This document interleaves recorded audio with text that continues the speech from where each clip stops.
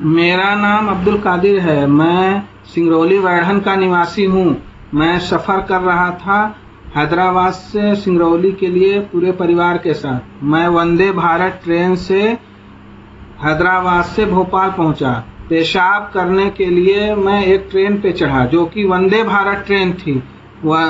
मैं जैसे ही ट्रेन पे चढ़ा, ट्रेन के सारे दरवाजे ऑटोमेटिक बंद हो गए और ट्रेन चलने से पहले कोई संकेत नहीं दिया गया। जबकि भोपाल से सिंगरौली वाली डायरेक्ट ट्रेन में मेरा सेकंड एसी में टिकट था, लेकिन वंदे भारत ट्रेन मुझे उज्जैन ले गई। भोपाल स्टेशन पर मेरी बीवी और बच्चा, जिसको तेज बुखार था, वहीं स्टेशन पर पूरी रात पड़े रहे। मैं टीटी, पुलिस और स्टाफ से ट्रेन रोकने का रिक्वेस्ट करता रहा, यहाँ तक कि मैं ट्रेन को रोकने और दरवाजा खोलने के लिए जुर्माना भी देने के लिए तैयार था, फिर भी ट्रेन नहीं रोकी गई। आखिरकार मैं मजबूर होकर टीटी से उज्जैन तक का टिकट लिया। ट्रेन निर्धारित समय से 15 मिनट पहले ही उज्जैन पहुंच गई।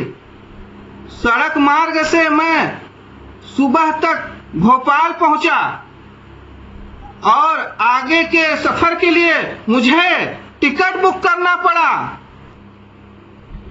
मेरा सवाल यह है कि मेरी ये घटना वंदे भारत ट्रेन के इमरजेंसी सिस्टम के खामियों को उजागर नहीं करता है?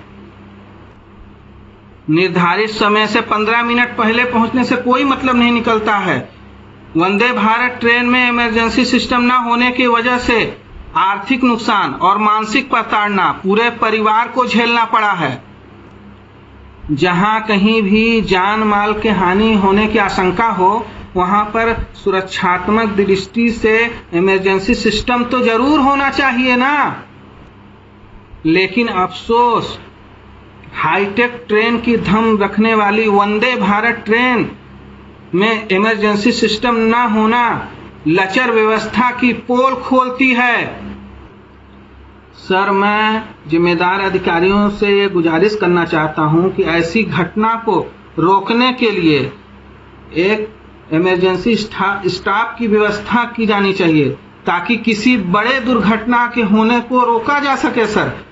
क्योंकि संविधान में नागरिक की जिंदगी को अहम बताया गया है, ना कि किसी वस्तु का